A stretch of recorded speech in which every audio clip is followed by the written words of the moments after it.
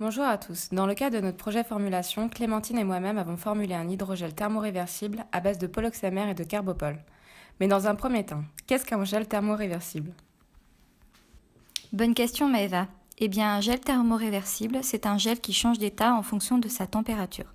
Dans notre cas, nous cherchons à formuler un gel qui présente le comportement d'un liquide à température ambiante et qui se gélifie lorsqu'on le chauffe.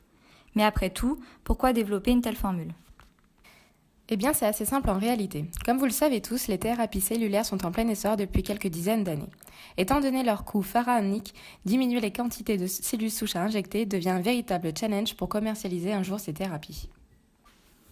Pour cela, une option est de gélifier la formule contenant ces cellules au niveau de sites que l'on souhaite traiter, afin d'éviter leur étalement dans une zone trop large. Par exemple, lorsqu'on injecte des cellules souches dans une articulation pour traiter l'arthrose, celles-ci vont pouvoir se figer au niveau du site d'injection qui est également le site à traiter, grâce à la transition sol-gel de notre formule. On cherche donc à ce que la formule qui contient nos cellules souches se gélifie à la température du corps, soit autour des 37 degrés. Il faut cependant faire attention à ce que notre thérapie puisse facilement être injectée au patient et donc qu'elle soit sous forme liquide à température ambiante lorsqu'elle sera dans la seringue puis dans l'aiguille. Pour atteindre ces propriétés, on choisit d'utiliser deux excipients dans notre formule, le poloxamère 407 et le carbopol 974.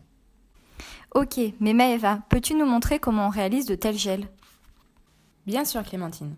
Dans un premier temps, on réalise séparément un gel de poloxamère et une préparation de carbopol. Pour le poloxamère, on utilise de l'eau froide et on laisse poser après ajout du polymère à basse température.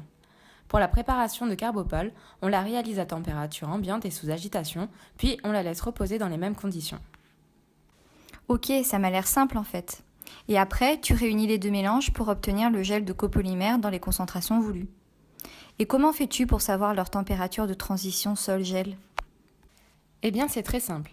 Je fais chauffer les gels obtenus dans un bain-marie en suivant un gradient de température de 0,5 degrés par minute.